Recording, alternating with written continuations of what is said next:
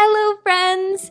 Today is day 3 of Cloudberry's week, our final day with her.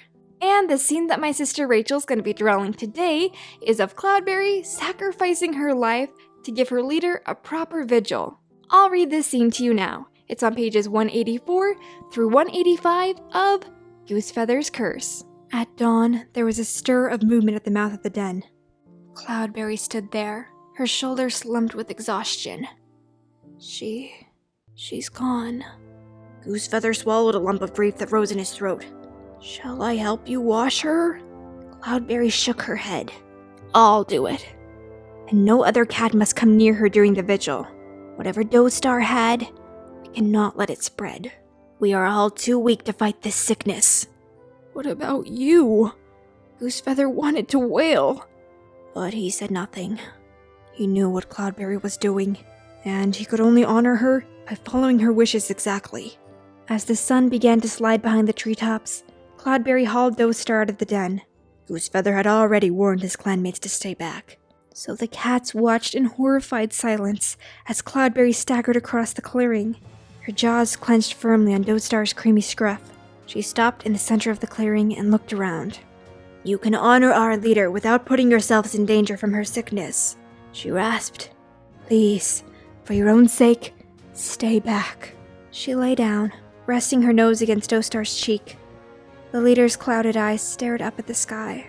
One by one, the ThunderClan cats walked past at a careful distance.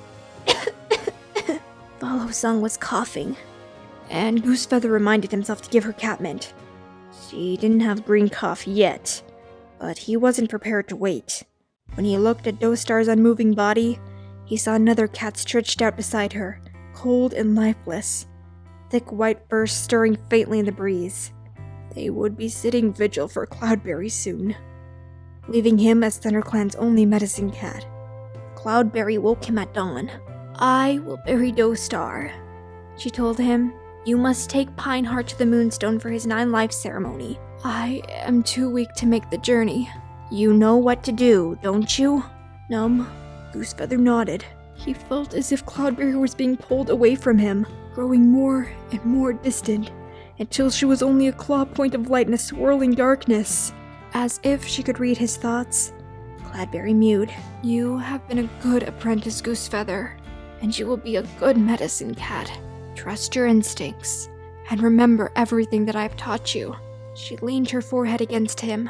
"Goodbye, my friend." Goosefeather struggled to speak around the lump in his throat. I don't want to leave you." "But I must leave you," Cloudberry replied.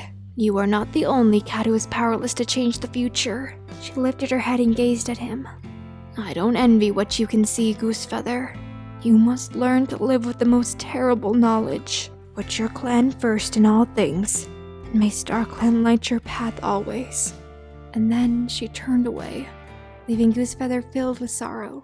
This scene is kind of confusing at first, and it even took me a couple of reads to really understand what was happening. So, ThunderClan's leader Dostar lost her final life due to a terrible sickness, one that still remained contagious on her pelt after she passed.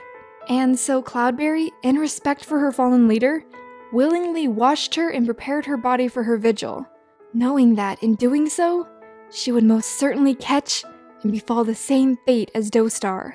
A very honorable way to go. Someone had to take the responsibility and consequences with this task.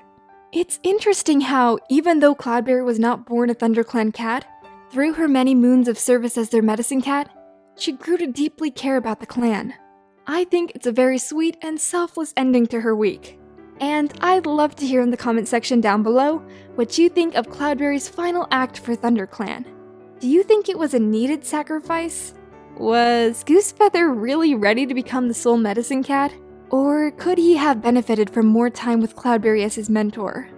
Let me know what you think down below. Well, I hope you enjoyed today's drawing and theory. Make sure to check out the video on the side of our last speed paint. And click that subscribe button and little bell icon so that you can always be notified when we upload, so that you can be part of #EarlyClan. Down below in the description will be links to our eBay and Etsy stores, where cool merch items are available for purchase. Alright guys, thank you so much for tuning in. I'll see you soon for the next speed paint. Bye-bye!